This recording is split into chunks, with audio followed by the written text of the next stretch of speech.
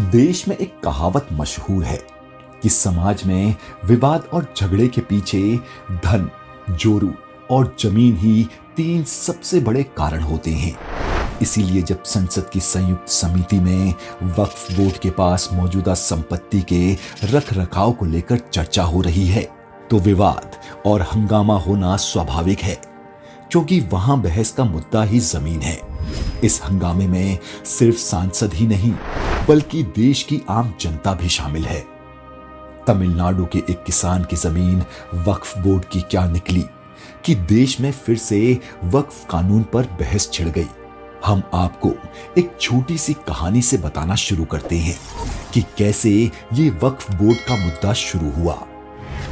तमिलनाडु के तिरुचिरापल्ली जिले के 70 साल के किसान राजगोपाल अपनी बेटी की शादी के लिए अपनी 1.2 एकड़ जमीन बेचना चाहते थे। सब रजिस्ट्रार ऑफिस में उन्हें 20 पन्नों का एक दस्तावेज दिखाया गया, जिसमें लिखा था कि उनकी जमीन तमिलनाडु वक्फ बोर्ड की है। सिर्फ राजगोपाल की जमीन ही नहीं, बल्कि उनका पूरा गांव तिरुचिन्नथुरई, जहां 1500 साल पुराना सुंदरेश्वरार मंदिर है, उसे वक्फ की जमीन बताया गया है। सभी गांव वाले हैरान रह गए। ये वाकया कोई अकेला मामला नहीं था। आसपास के 18 और गांव भी वक्फ की संपत्ति बताए गए। भारत में कुल 9.4 लाख एकड़ जमीन वक्फ की है।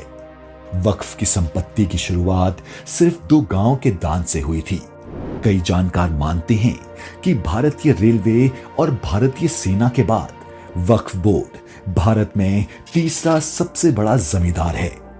कुछ समय पहले भाजपा के नेता हरनाथ सिंह ने आरोप लगाया था कि तमिलनाडु में वहां के स्टेट वक्फ बोर्ड ने तिरुचिरापल्ली जिले के एक पूरे गांव पर ही मालिकाना हक जता दिया था। महाराष्ट्र के सोलापुर में भी कुछ ऐसा ही केस आ चुका है। उत्तर प्रदेश में भी वक्फ बोर्ड ने बड़े पैमाने पर संपत्तियों पर दावा जताया था, जिसके बाद योगी सरकार ने आदेश जारी किया कि वक्फ की सारी संपत्ति की जांच होगी। आरोप है कि सरकार ने बोर्ड को असीमित ताकत दे दी। वक्फ संपत्ति को विशेष दर्जा दिया गया है, जो किसी ट्रस्ट आदि के ऊपर है। वक्फ बोर्ड को अधिकार दिया गया है कि वो किसी भी संपत्ति के बारे में ये जांच कर सकती है कि वहां वक्फ की संपत्ति है या नहीं। अगर बोर्ड किसी संपत्ति को अपना कहते हुए दावा कर दे, तो इसके उलट साबित करना काफी मुश्किल हो सकता है। वक्फ एक्ट का सेक्शन 85 कहता है कि इसके फैसले को हाई कोर्ट या सुप्रीम कोर्ट में भी चुनौती नहीं दी जा सकती। तो आइए जानते हैं वक्फ और वक्फ बोर्ड के इतिहास और भूगोल के बारे में सब कुछ। साथ ही इससे मिले वो अधिकार भी जिन पर सवाल उठते हैं। हमारे चैनल पर आपका स्वागत है। अगर आपको हमारे वीडियोस पसंद आ रहे हैं तो हमें सपोर्ट करने के लिए हमें सब्सक्राइब जरूर करें। वक्फ क्या होता है? वक्फ अरबी भाषा के वकूफा शब्द से बना है, जिसका अर्थ होता है ठहरना। वक्फ एक ऐसी संपत्ति होती है जो जन कल्याण को समर्पित होती है। इस्लाम के मुताबिक वक्फ दान का ही एक तरीका है। देने वाला चल या अचल संपत्ति दान कर सकता है। माने एक साइकिल से लेकर एक बहुमंजिला इमारत, कुछ भी वक्फ हो सकता है, बशर्ते वो जन कल्याण के मकसद के लिए दान किया गया हो। ऐसे दानदाता को कहा जाता है वाकिफ। संपत्ति को धार्मिक, परोपकारी या सामुदायिक कार्यों के लिए अलग रखा जाता है, जिसकी ऑनरशिप अल्लाह को सौंप दी जाती है। इसे बेचा या ट्रांसफर नहीं किया जा सकता। यानी एक बार संपत्ति अल्लाह को सौंप दी गई तो उसे वापस नहीं लिया जा सकता। वक्फ का इतिहास। कहा जाता है कि मोहम्मद गौरी ने 1175 में मुल्तान के इस्लामिल शासक को हराया था। उसके बाद 1192 में राजपूत राजा पृथ्वीराज चौहान को हराने के साथ ही दिल्ली और उत्तर भारत का बड़ा हिस्सा उसके शासन में आ गया। गौरी ने पंजाब में अपना शासन स्थापित करने के बाद 1185 में पहला दर्ज वक्फ दान किया।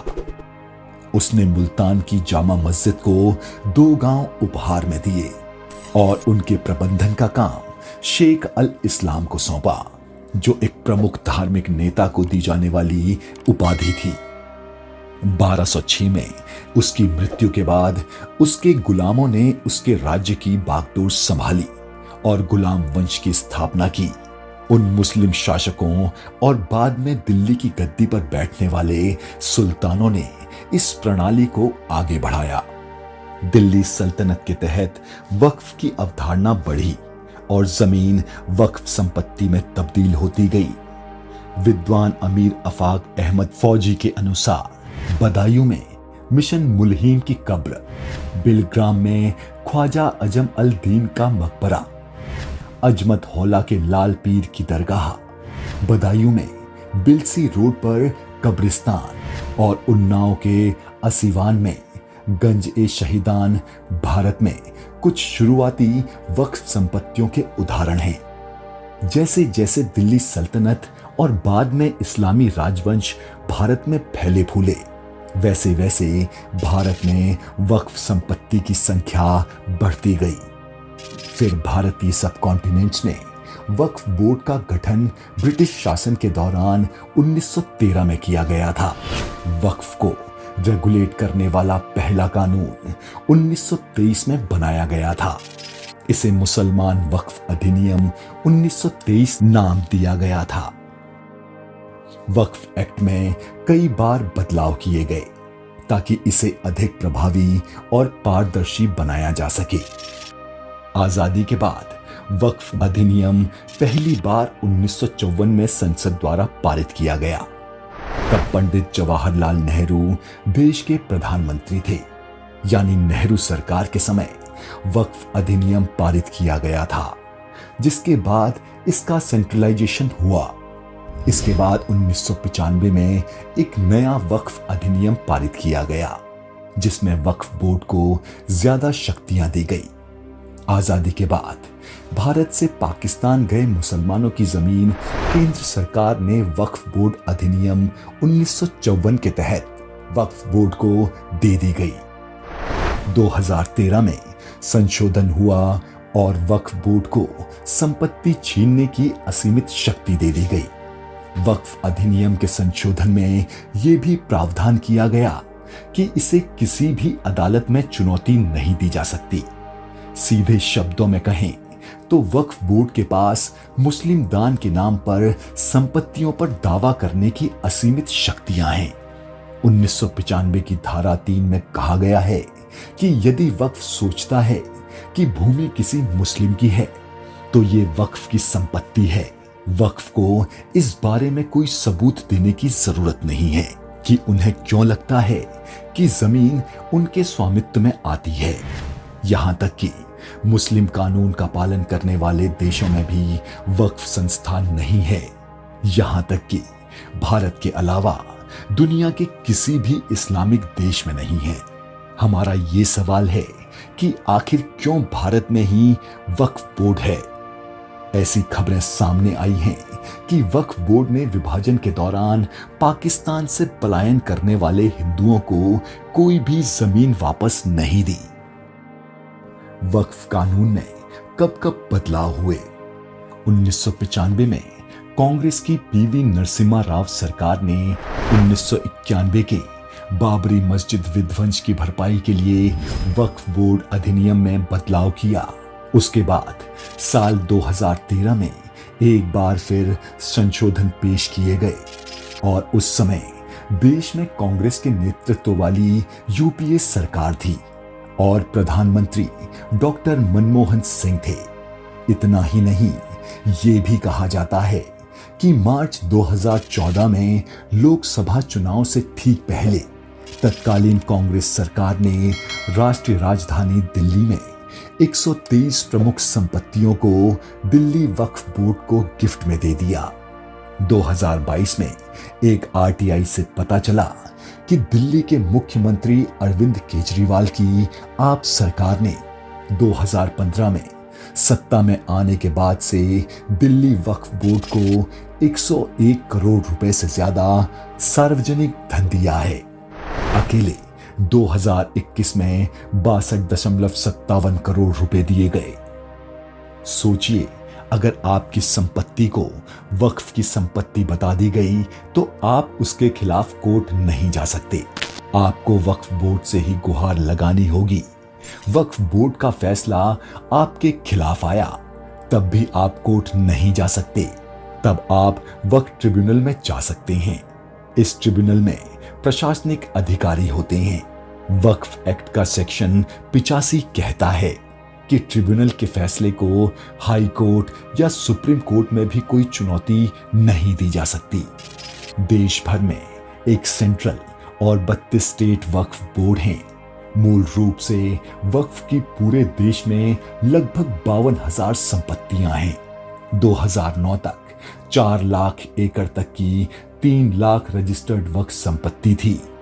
आज की तारीख में वक्फ बोर्ड के पास 9,40,000 एकड़ जमीन और 8,72,321 अचल संपत्तियां हैं। आरोप लगता रहा है कि अधिनियम में संशोधन के कारण वक्फ बोर्ड भू माफिया की तरह व्यवहार कर रहा है और संपत्ति हड़प रहा है। निजी संपत्ति से लेकर सरकारी जमीन तक और मंदिर की जमीन से लेकर गुरुद्वारों तक की जमीन पर वक्फ बोर्ड की कार्रवाई विवादों में है। एक वेबसाइट से हमें यह भी पता चला कि वक्फ बोर्ड के अंदर ताजमहल, बेट द्वारका, चार मीनार, अंबानी का घर, दिल्ली का 77% हिस्सा, हैदराबाद का 42% हिस्सा, international school of business, Wipro Hyderabad office, Delhi airport, ये सभी जमीनें या तो वक्फ बोर्ड के स्वामित्व में हैं या फिर उन पर उनका दावा है। यहां तक कि ये भी कहा गया है कि कुरान में वक्फ शब्द नहीं मिलता। ये सुनकर अजीब लगता है कि धर्मनिरपेक्ष देश में ऐसा कानून है, जबकि तुर्की, लीबिया, मिस्र, सूडान, लेबनान, सीरिया, जॉर्डन और इराक जैसे मुस्लिम देशों में भी वक्फ बोर्ड नहीं है। भारत में भी वक्फ कानून के लिए कोई जगह नहीं होनी चाहिए। आपका इसमें क्या विचार है, हमें जरूर बताएं। अगर आपको हमारे वीडियोस पसंद आ रहे हैं तो प्लीज हमें लाइक, शेयर, कमेंट और सब्सक्राइब जरूर करें ताकि ऐसे ही इंटरेस्टिंग वीडियोस हम आपके लिए लाते रहें।